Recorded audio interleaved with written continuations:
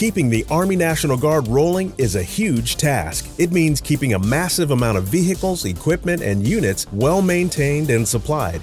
And because Army National Guard soldiers serve part-time in their home communities, this task becomes even more important. The soldiers in charge of keeping up with all the parts and materials needed for that are the Automated Logistical Specialists. These soldiers are responsible for supervising and performing the warehouse functions of the Army National Guard.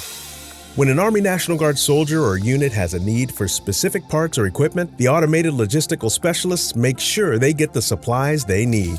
They will ensure all the proper documentation is in order, locate the needed parts and deliver them, or order them if they aren't currently in stock.